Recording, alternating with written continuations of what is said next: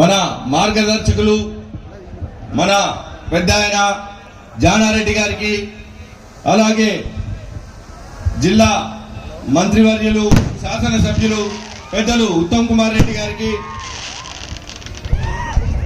మాజీ ZP vice chairman Lingareddy గారికి, జిల్లా ప్రతినిధి కాకునూరి నారాయణ గారికి, శాసనసభ్యులు ఇక్కడ నాకు మద్దతు తెలుపుతూ ఇక్కడికి వచ్చినటువంటి శాసనసభ్యులు బిఎల్ఆర్ గారికి, బాలు నాయక్ గారికి, డిసిసి అధ్యక్షులు శంకర్ నాయక్ గారికి, అలాగే రంగసాయి రెడ్డి గారికి,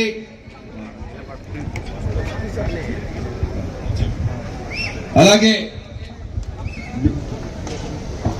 మాధవి గారికి, జిల్లా అధ్యక్షులు మాధవి గారికి, నాగార్జున సాగర్ నియోజకవర్గ కాంగ్రెస్ పార్టీ మండలాధ్యక్షులందరికీ, అలాగే డిప్యూటీసీ సభ్యులకు, మున్సిపల్ చైర్మన్లకు, మున్సిపల్ కౌన్సిలర్లకు, కార్యకర్తలకు ప్రతి ఒక్కరికి నా ధన్యవాదాలు.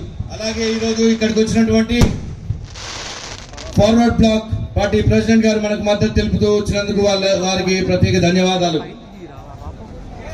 మీ అందరికీ నేను తెలిసిన వాడినే, సుపరిచితమే.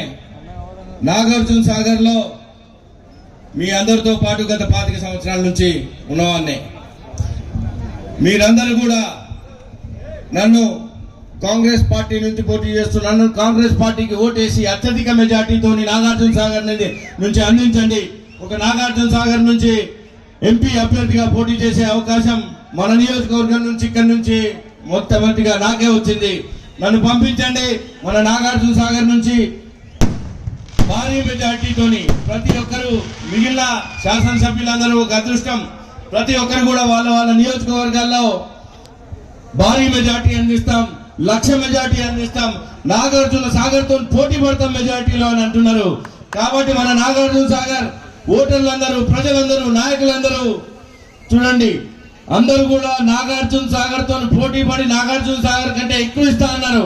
కాబట్టి మనం కూడా పోటీ పడి వాళ్ళ 4 నియోజకవర్గాలతో నాగార్జున సాగర్ ముందుంటదో, జయవీర్ రెడ్డి ఎక్కువ మెజార్టీ తెప్పిస్తాడో, మీరందరూ ఎక్కువ మెజార్టీ తెప్పిస్తారో, లేకపోతే మిగిలిన నియోజకవర్గాల నుంచి పెద్దలు ఉత్తమ్ కుమార్ రెడ్డి గారు అత్యంత సీనియర్ నాయకులు జిల్లాలో, ఇప్పుడు జానారెడ్డి గారి తర్వాత, ఇప్పుడు వారు కూడా వారి నియోజకవర్గంలో నిన్న సభకు అటెండ్ కావడం జరిగింది. వారు ఆ సభ అరేంజ్ చేసిన విధానం కానీ, వాళ్ళకి ఇచ్చిన మార్గదర్శకాలు కానీ ఎలా ఉన్నాయంటే, వాళ్ళ సొంత బిడ్డ